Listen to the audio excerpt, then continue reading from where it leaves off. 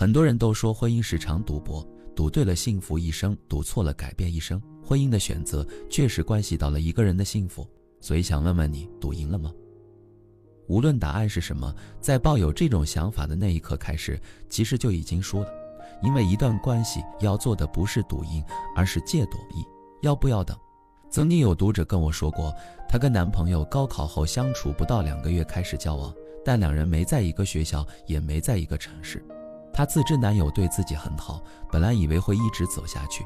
但她家里人不同意，原因主要是男友是专科，工作不稳定，家里条件一般，还有个弟弟，家里人觉得会吃苦受累，家里人想让她考研，但她男友比她大1岁，可能大专3年毕业后就会工作结婚。2个人的感情因为这些事受到了影响，她男友第一次跟她提出了分手，她开始慌了。因为之前闹脾气说过多少次分手，对方都会坚持不懈地哄她，但这次对方说的是我累了，配不上你。她男友堕落了一段时间，也不主动联系她，只和朋友出去通宵喝酒。她最介意这些，所以正式分手了，换掉了所有情侣的东西。但对方最终都没说不爱她，说的是我爱你，爱得无能为力，精疲力尽。而她也还爱着男友，分手了半个月还没缓过来，所以男生对她说，等我2年，在学校好好学习，好好考研，不要谈恋爱，到时候会来找你。即便很爱，但到底要不要等，对她来说也成了个难题。我相信他们2个人的爱是真实存在的，但并不是每一个真实存在都会永恒不变。要知道，人在年轻的时候最喜欢说再等我1年2年，甚至是3年5年，因为年轻人喜欢说将来，更喜欢说永远。可随着年龄的增加，终有一天会发现永远完全是想不到的远。所以不需要给到对方一个不谈恋爱的承诺，也不用管对方说的承诺，因为很有可能就此走上了分岔口。爱是2个人之间的关系，不是一种情绪，更不是一个状态。双方今天在这个时间节点确实是相爱的，但随着成长，正式踏入社会工作，人的看法完全发生改变，彼此之间今天存在的这种爱的关系，在未来的那一天还能否继续存在，都是未知数。因此根本不需要在这个时候谈要不要等他，因为哪怕现在说我要等他，到了以后的某一天，可能你就不会再继续等他了，甚至到那时可能已经爱上了另一个人。而且即便今天说不等他，但或许2年后彼此都成长为更好的自己，还是可以再续前缘的。所以可以顺从自己内心的想法，但不需要跟对方做出等不等的决定。面对现实，活在当下也是一种回应，而该不该去。都说维护异地恋最好的方式是结束异地恋，但如何结束，谁向谁靠近，同样也是一个难题。之前有个女生的故事让我印象深刻，她和她男朋友交往了5年，后来因为就业的问题有了分歧。她男友家里通过关系给她在家乡找了份各方面待遇都不错的工作，所以男友决定回家乡发展。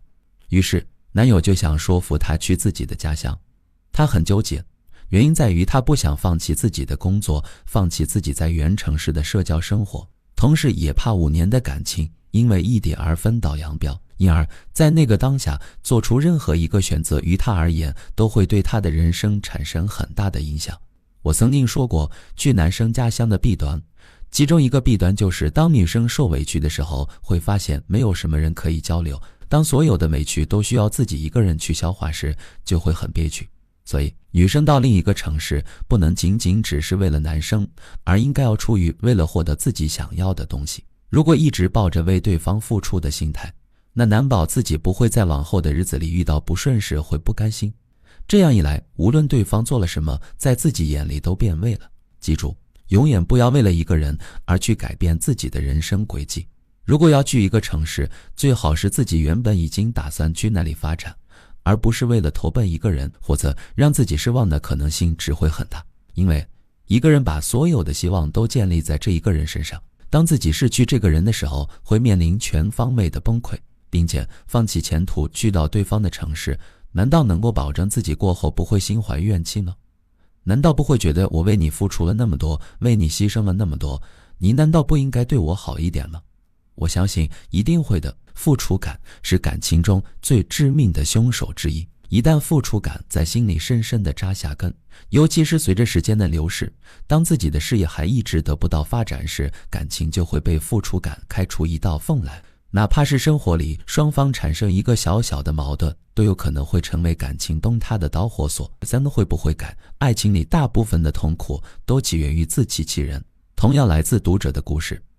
她和男友通过同学介绍认识，在一起同居了5年多，双方相处的方式就跟老夫老妻一样了，熟悉得很，都已经见过双方家长，准备明年就谈婚论嫁。但近期闹起了分手，矛盾的源头在于她男友会随时随地在朋友、同学以及周遭认识她的人面前随时大声呵斥她，让她没面子窘迫。对方事后说会改，但从来就是一个承诺，一个不会实现的承诺。她明明已经看得很清，但仍向我提问，